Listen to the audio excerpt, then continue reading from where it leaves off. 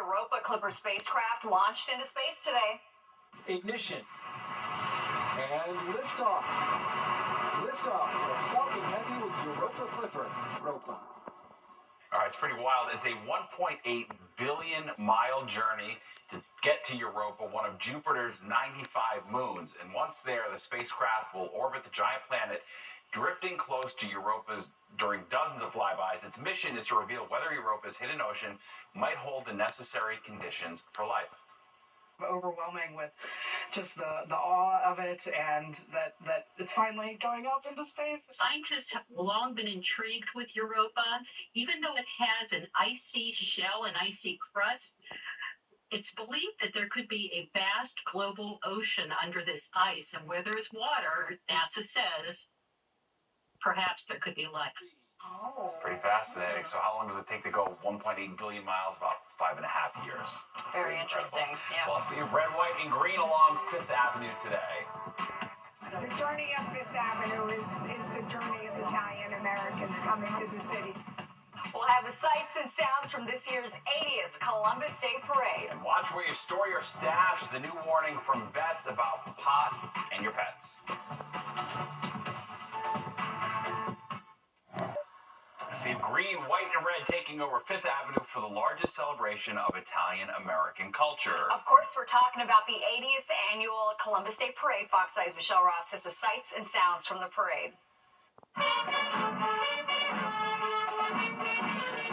The Italian community in the New York City metropolitan area is proud of their culture, and that pride was on full display at the 80th annual Columbus Day Parade. Yay for Italians! Yay! During the Italian migration in the late 1800s, Italian immigrants were vilified in the United States, but soon became a crucial part of the working class. The journey of Fifth Avenue is the journey of Italian Americans coming to the city. This is just a great day to celebrate the Italian contribution to the city over the last 200 years. With 35,000 participants and 1 million spectators, the Columbus Day Parade is the largest celebration of Italian-American heritage in the United States. Marchers made their way up Fifth Avenue from 47th Street in Midtown to 72nd Street on the Upper East Side, and the colors red, white, and green were seen throughout the mile-and-a-half route. And in true Italian fashion, the Grand Marshal and honorees cruised uptown in Maseratis. Former L3 Technology CEO Michael Strianese is this year's Grand Marshal. I'm very proud to be an Italian American, born and raised in Brooklyn. The whole family migrated from the old country to Brooklyn, so we were all together, and really it was a wonderful experience growing up in Brooklyn. And those on the sidelines are just as proud to be Italian American. We got the best food, the best everything. That's true, and the best soccer team. Forza Italia. And what do we say, Papa? God bless you! And God bless America! Yeah! In Midtown, Michelle Ross, Fox 5 News. Fun and a special gathering to mark Indigenous Peoples Day, the 24-hour festival started on Sunday and continued this morning on Randall's Island. Organizers hope the event strengthens cultural understanding as well as Indigenous peoples' appreciation for their heritage. While our collective culture is beautiful, it's really powerful to remember our lineage, because that is where our strength actually lies. Our magic, our power, our wisdom, that's where it lies, in remembering. All right, among the ceremonies held for the festival is the traditional water ceremony. This year it was guided by a practitioner representing the Shinnecock Nation and Montauk people. Organizers tell us it's a moment to join all tribes together and combine energy for healing and strengthening connections. Well, it's not just people living the high life. Yeah, it turns out pets are too. Vets sounding the alarm about our four-legged friends getting a hold of mom and dad's pot. All right, and is it a sign of the times, the shift in campaign signs on lawns some suburbs are seeing? What news? With about 3 weeks to go until Election Day, the candidates are in the final stretch, and that means getting out the vote any way they can, including through lawn signs. And in the suburbs, you may notice what seems to be a new kind of phenomena. That's right, lawns where you'll see signs for down-ballot candidates, but not for Trump or Harris. Fox 5's Teresa Priolo is in Millburn, New Jersey with the details. It's all about name recognition. It's all about familiarity with that name, and color does not make any difference according to the research. 'Tis the season for lawn signs, from the presidential signs to the local down ballot races. It's hard to drive a mile without seeing a whole variety of political lawn signs. And while we're used to some bold-faced names, have you noticed other signs don't give away much information, including what party they support? Turns out there's a reason for that, says Micah Rasmussen from Rider University. They are trying to make themselves look as independent of what's going on nationally as possible. And that's not really a surprise, because if you live in a Democratic town and you're a Republican candidate, the last thing you want to do is get swept up in national politics. Another reason unique to New Jersey, a lot of towns have nonpartisan elections.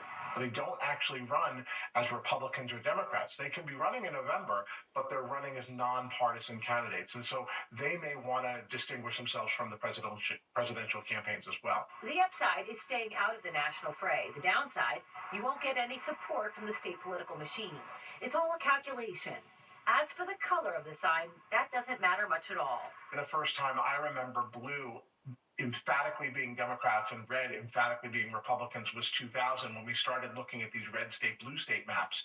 Prior to that, you would kind of see whoever got first, whoever got there first, whoever printed their signs first would print in either blue or red, and you would be stuck with what was left. What's also interesting here in New Jersey, you might see lawn signs for one presidential candidate and down ballot signs from another, proving that voters here may also be interested this November in splitting the ticket. In Millburn, New Jersey, Teresa Priolo, Fox 5 News. And stay with Fox 5 News and fox5ny.com for the latest from the campaign trail. Well, life in Florida is slowly returning to normal after Hurricane Milton. Gas stations are reopening, and students in hard-hit areas are getting ready to go back to school by Wednesday. Electricity has been restored to about 90% of customers who've been in the dark since the storm. And the region's three major power companies expect that more than 95% of their customers who lost power will have it restored by tomorrow night. I guess it's kind of part of living here now. We're going to have storms and stuff's going to get ruined, but everything can be rebuilt. So as long as everyone sticks together and keeps a positive mindset, I think it's the only way to do it. It's estimated that Milton alone caused $50 billion in damage across the state. Well, New Jersey's controversial bear hunting season is back. The first segment of the season, archery, starts today and it runs through Wednesday. Segment B is December 9th to the 14th, and you can only use a shotgun or a muzzleloader type of rifle. Legal hunting hours for black bears are half hour before sunrise to a half hour after sunset. A total of 11,000 black bear hunting permits will be available to properly licensed hunters. Well, recreational marijuana may be legal in New York, but it's not for our four-legged friends. All right, which is Fox 5's Duarte Geraldino shows us as local vets raising a red flag after seeing dogs and cats who've accidentally gotten a hold of pot. James Dunn does so much to keep his dog healthy. Multiple walks a day, at least 2, sometimes 3. Good quality food, and lots of pets, lots of toys. Which is why he was so surprised by what doctors say is a growing threat for dogs. When you're walking to work, you can confirm that there is marijuana everywhere. And the vets are finding it. They're sniffing around. Dr. Andrew Torsha is a veterinarian at Heart of Chelsea in Prospect Heights. People come in, they think that it's the end sometimes when they see their dog ingest marijuana. They can be falling over, their pupils are dilated, they're dribbling urine. It can really cause an upset stomach, so they can be vomiting or having diarrhea. Veterinarians say dogs are getting sick because they're eating food that's laced with marijuana. Everything from pot brownies to pastas made with THC oils. There's so many recipes these days that people are experimenting with marijuana, and all of it can make dogs sick. THC, the main psychoactive compound in cannabis, gets people high, but it poisons dogs. It has an impact on literally their entire body, all of their organs. It can slow their heart rate, it can slow their breathing rate, neurologically it impairs them, so they have trouble walking. Dr. Torsha says since recreational marijuana became legal in New York in 2021, marijuana poisoning has become one of the most common toxicities in dogs. That's why James is going to be paying extra attention to where his dog sniffs. That is one thing that we do, especially walking her in McCarran, try to be super careful about, is just eating sparse food off the ground. Dr. Torsha stresses, in high enough doses, marijuana poisoning can be extremely dangerous to pets. In Williamsburg, Duarte Geraldino, Fox 5 News. You gotta be so careful of what's No, on I know the it is street. scary. God knows what they also. can pick on the street. Yeah, for sure. Well, distracted walking danger. It's something many of us are guilty of, and now research reveals just how many of us aren't looking up from our phones when we're walking on busy streets. And let's give him Pumpkin to talk about. We're taking you out east to see what's waiting for you at the patch.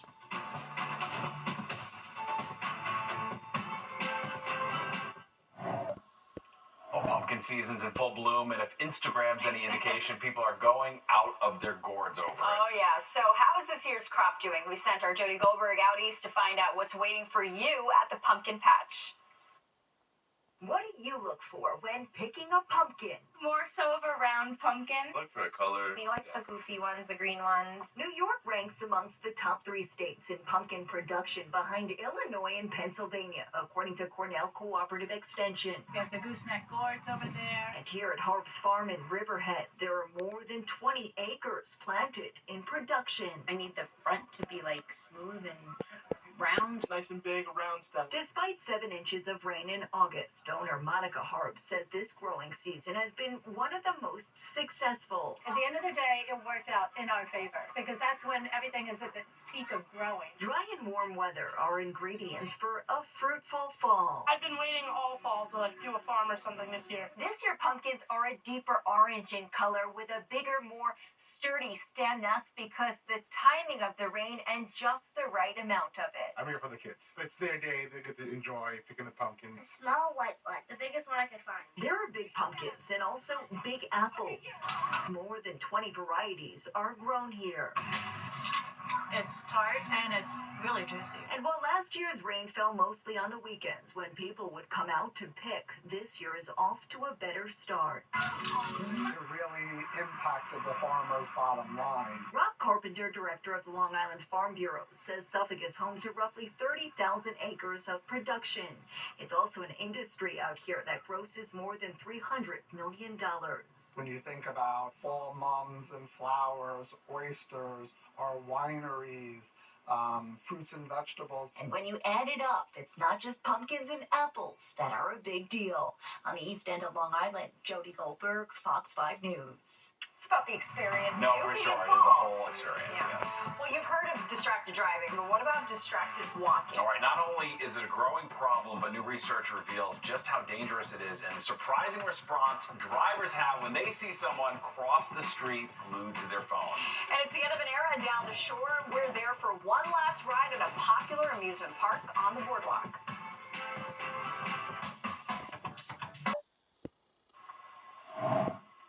All you have to do is look up and you'll see someone walking on city streets into busy intersections with their head down, glued to their phone. And as Fox News' Arthur Chan tells us, new research shows distracted walking can be just as dangerous as distracted driving.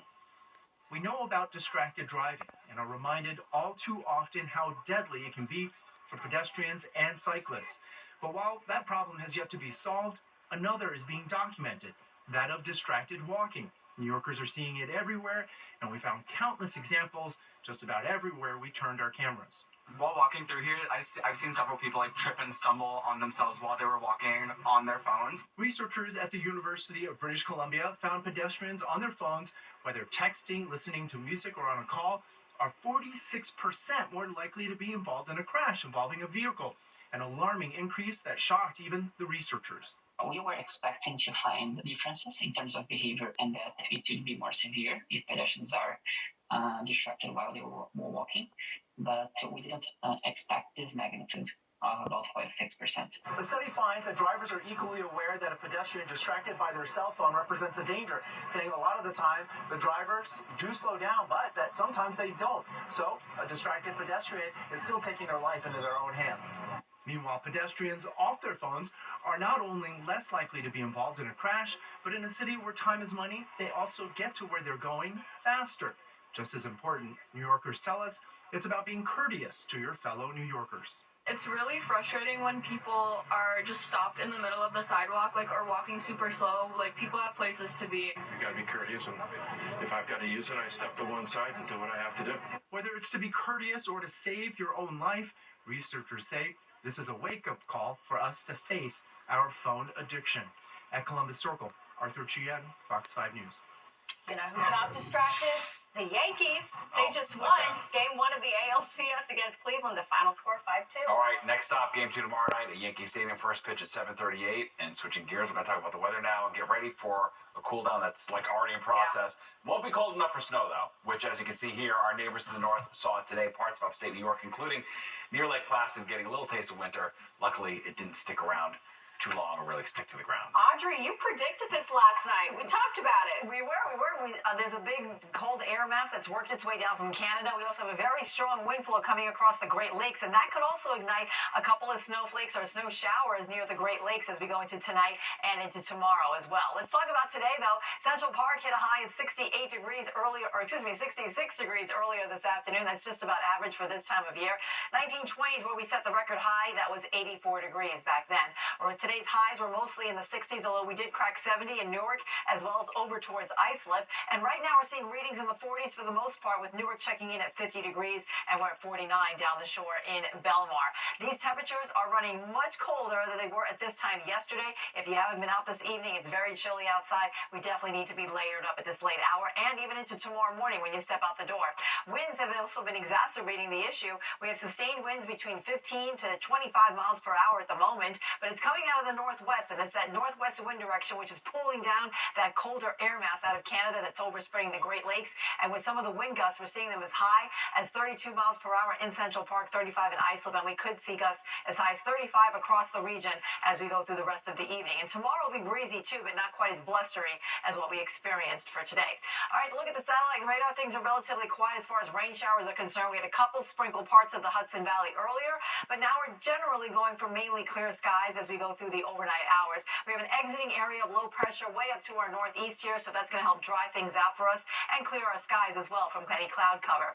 Now tomorrow we're going to be watching that low exit the region. That colder air is going to pull in behind it. There's a bit of a wave of energy here that will ignite some shower activity along the Great Lakes, but I think here in the tri-state area we're going to stay nice and dry. Again, we're under this cool pocket of air that's coming in from the north, and that reaches as far south as the Tennessee Valley, where temperatures were only in the 50s and 60s in places like Minneapolis, Chicago, and even towards Washington, D.C. Out towards the western half of the nation, though, they're experiencing above average temperatures, readings in the 80s as far north as Billings, Montana, earlier this afternoon. Okay, look at the futurecast. Shows that we're going to stay nice and dry tonight. It will be quite cold, and we have a frost advisory in effect north and west of the city right through 9 a.m. tomorrow morning. As we start off the day tomorrow, we'll start out with a mix of sun and clouds. We'll go mostly sunny towards the afternoon, and then on Wednesday we'll do it again. We'll start out with some sunshine. We'll have a couple of clouds decorating the sky, but again, that northwest wind flow could pick up a couple of scattered showers well off to our north and west, and maybe even some snowflakes downwind of the Great Lakes. In the meantime, tonight it's going to be cold. 43 degrees we're dropping to in Central Park, but check out some of the suburbs. We'll be near the freezing mark north and west of the city.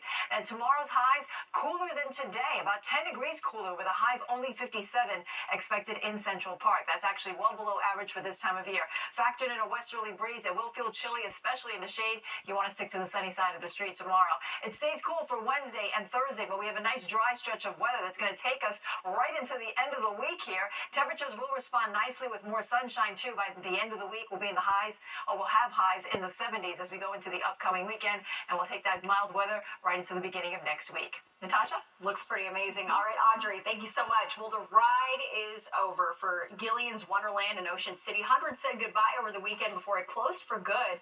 The landmark has been part of the boardwalk for 94 years. The pier's owner and Ocean City Mayor Jay Gillian announced the closure back in August, citing years of financial troubles. A grassroots organization called Save Wonderland is pushing back on any potential zoning changes, hoping a buyer will come in and save the pier. We're America's greatest family resort. That boardwalk changes, this city is dead. And along with it, the hopes and dreams of a lot of people.